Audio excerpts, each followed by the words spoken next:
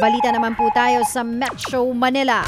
Nakitaan ng sapat na basihan para sampahan ng kasong murder ang suspect sa road rage sa Makati nitong May 28. Yan po ang desisyon ng Makati Prosecutor's Office matapos ang ginawang investigasyon ng PNP sa krimen. Ayon kay Colonel Jean Fajardo, lumabas kasing tugma ang baril ng suspect na si Gerard Yu sa mga naiwang basyo ng bala sa crime scene. Nasawi sa pamamaril noong nakaraang Martes ang driver na si Aniceto Mateo. Pinabulaanan naman ng Makati City Police ang akusasyon ng abogado ni Yu na illegal umano ang kanilang pag-aresto. Hindi raw kasi maituturing na hot pursuit ang ginawang pag-aresto dahil inabot na ng halos 19 na oras bago nahuli ang suspect. Pero giit ng pulis, walang limitasyon sa oras ang isang hot pursuit operation.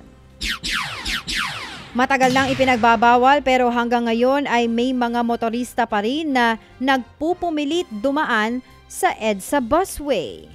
Yan po ang isa sa mga nahuling rider, sinubukan pang tumakas at sagasaan ng humuling ang enforcer. Napag-alaman na walang dalang humuling enforcer. Napag-alaman naman na walang dalang lisensya ang rider, habang ang angkas nito nakatsinelas lamang na mariing ipinagbabawal. Nahuli rin ang isang ambulansya na dumaan sa busway kahit walang sakay na pasyente. Ang ibang nahuli, kanya-kanyang palusot din para di matiketan. Muli namang paalala ng MMDA sa mga motorista na bawal dumaan sa EDSA busway. Samantala, 3 pulis ang arestado matapos umanong dukutin ng 2 Chinese national sa Pasay. Isa sa kanila ang kasapi ng traffic police sa Makati, habang 2 ay mula sa NCRPO. Base sa investigasyon, nagmamaneho ang mga biktima sa may kahabaan ng Taft Avenue ng parahi ng traffic police. Nang tumigil ang mga target, sumulpot ang 2 pang suspect at isinakay sa van ang 2 Chinese. Nagawa naman ng mga biktima na tumakas at saka nagsumbong sa ibang pulis. Nakatakdang ipresenta sa Camp Crame ang 3 suspect ngayong araw. 7:31 in the morning mga kapatid. Balita naman po tayo sa mga lalawigan.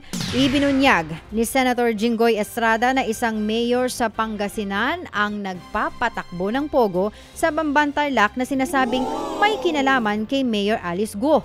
Ayon sa source ni Estrada, sinabi niyang partner daw ni Guo ang itinuturing alkalde ng Pangasinan. Sakaling makakuha ng sapat na ebidensya ang senador, ay patatawag niya raw ito sa pagdinig sa Senado. Tumanggi naman si Senator Jinggoy na pangalanan ng umano'y karelasyon ni Bamban Mayor Alice Guo, pero incumbent mayor daw ito sa Pangasinan.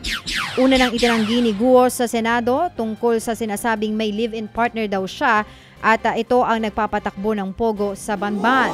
Sa kabila ng preventive suspension laban kay Guo, nanindigan ang kanyang kampo na wala siyang kaugnayan sa operasyon ng pogo sa Bamban. Ted Filon at DJ Chacha ngayon nasa Radyo 5 92.3 News FM Monday to Friday 6 to 10 a.m.